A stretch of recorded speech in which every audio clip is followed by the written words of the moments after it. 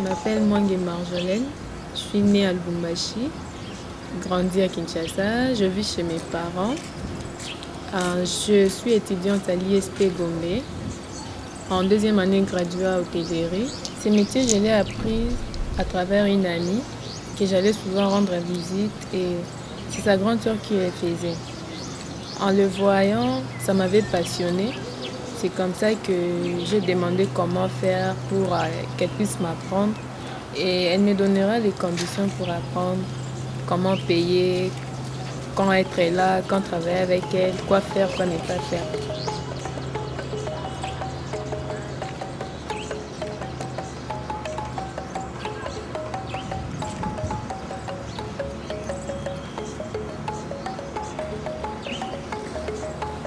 Je n'ai pas été seule, j'étais avec des gens qui voulaient aussi apprendre la même chose que moi. Tellement qu'elle était trop dure des caractères, ça a été un peu difficile pour nous parce qu'il fallait respecter ce qu'elle disait. Parfois, elle-même ne respectait pas ce qu'elle disait.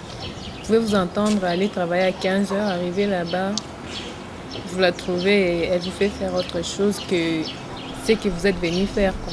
Il y avait le bébé de sa sœur qui était là. Bon, quand elle n'est pas là, les bébés pleurent. Parfois, elle te dit de calmer un peu les bébés, de jouer un peu avec les bébés. Non, suivons un peu la télé et puis on va travailler après. Faisons d'abord ceci. Et puis vous allez vous retrouver à la fin, vous n'avez pas travaillé et la journée s'est écoulée comme ça.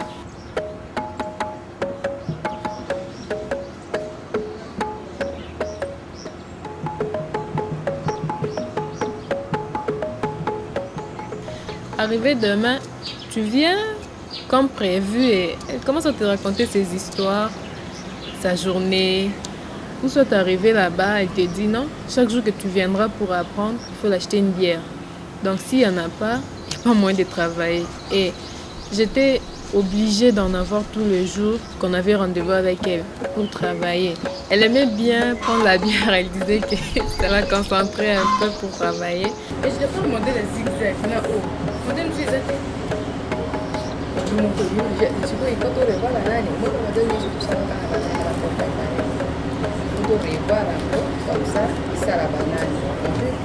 Bien que tous ces caprices, toutes ces exigences, j'étais quand même arrivée à la fin de ce que je voulais parce que j'avais appris au moins quelque chose.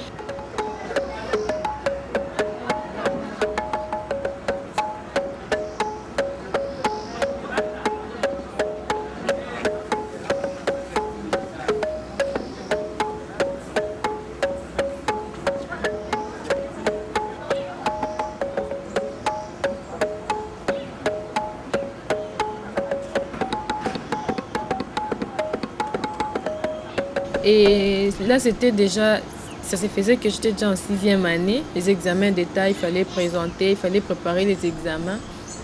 Et la chose qui nous a un peu séparés, c'est les études. Parce que j'étais un peu trop occupée à préparer mes examens.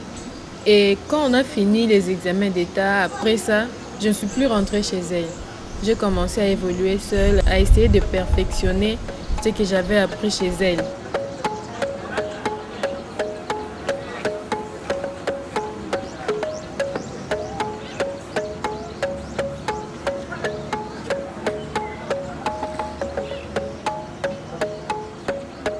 Ça fait 5 ans que j'ai commencé ces métiers, les 2 ans de formation, si on peut l'appeler ainsi, et les 3 ans que j'évolue seule. Et pendant que j'évolue seule, j'ai essayé d'initier mes sœurs. J'en ai 2. Je les ai initiées à travailler, à m'aider.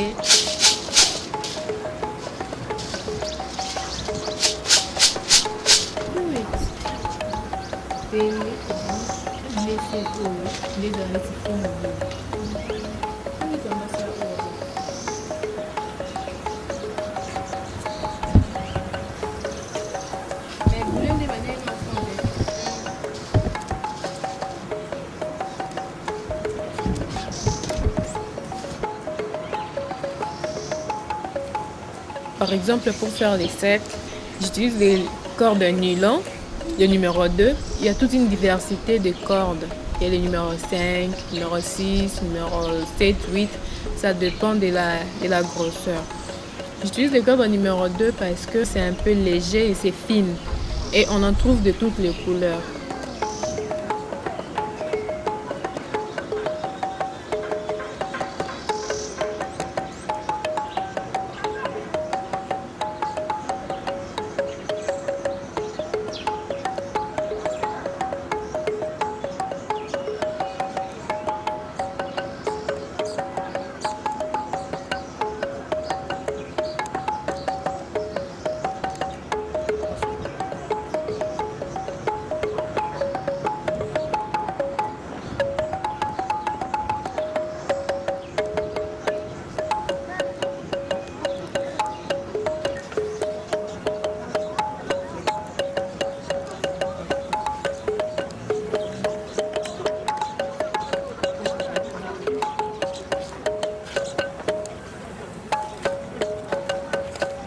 Je préfère le corde de nylon qui vient de Brazzaville. Pourquoi? Parce que ça ne se décolore pas au contact avec l'eau par rapport à ce qu'on trouve ici à Kinshasa. Ce qu'on trouve à Kinshasa, une fois que ça touche l'eau, ça se décolore et puis ce n'est plus éclatant. C'est pour ça que je préfère utiliser ça parce que c'est aussi léger, même si tu as un sac ça ne pèse pas. C'est trop maniable, quoi. Et pour le perle, c'est pas assez compliqué parce que j'en trouve ici au grand marché. Pour le perle, j'utilise le perle et le fil Maurice. C'est le fil qu'on utilise pour la pêche, mais c'est aussi bon pour le perlage parce que ça ne se coupe pas. Peut-être qu'avec une lame, mais ça ne se coupe pas. C'est trop dur comme fil à utiliser pour le perlage.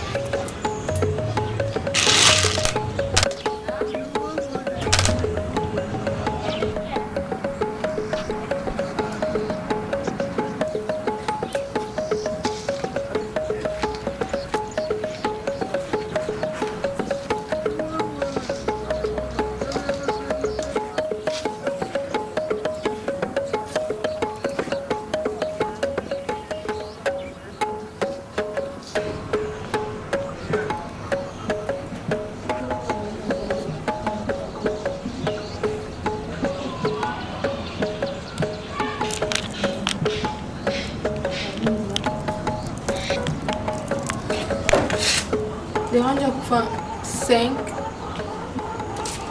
Kwanza 4, on 5. isi mbate Tika mwana sala.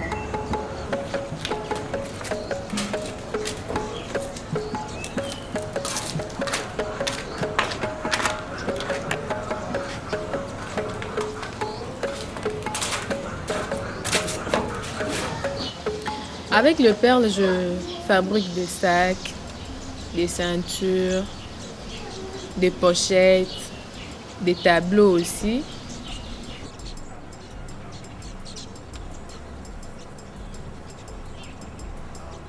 Il y a toute une diversité de produits que je peux fabriquer avec le perle. Avec les cordes de nylon, je ne fais que des sacs. Et pour faire un sac, normalement, ça me prend une journée. Si je n'ai rien d'autre à faire. Bon, comme j'étudie, je dois aller à l'institut. Et à la maison, on a besoin de moi. Je dois faire le ménage, tout et tout. C'est pour ça que ça me prend au-delà de 2 jours. Et avec tout ça, ça embrouille un peu. J'ai des amis à voir. Ça dérange vraiment mon emploi du temps.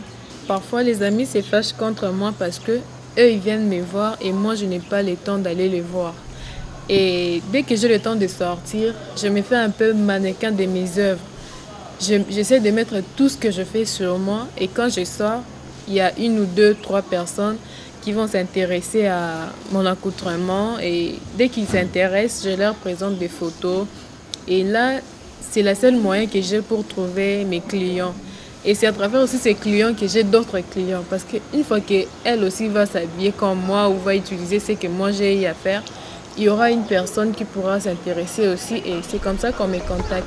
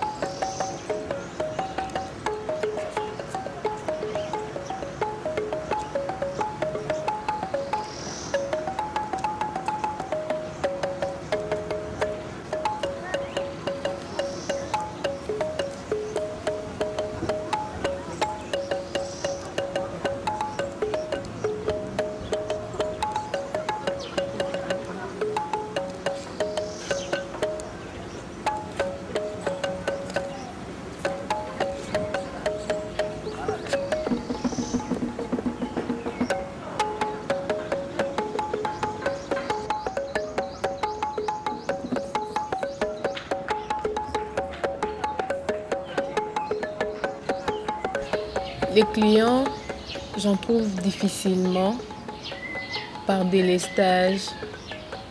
Mais malgré tout ça, je m'accroche parce que ces métiers, c'est ma vie, c'est ma passion. Et dès que j'aurai fini mes études, j'aimerais avoir un atelier à moi et une boutique d'exposition où je pourrais facilement exposer tout ce que je fais dans mon atelier et augmenter aussi la main-d'œuvre, avoir des gens que je peux facilement former et avec qui on pourra travailler. Et puis, participer aussi au concours d'exposition d'œuvres d'art parce que mes tableaux, une fois encadrés, ça devient un tableau. Il y a aussi des concours où il y a des gens qui participent pour exposer leur art. J'aimerais aussi, dans l'avenir, participer à ce genre de concours et, à la rigueur, exporter même mes sacs, mais tout ce que je fais, pouvoir les vendre aussi ailleurs qu'ici au Congo.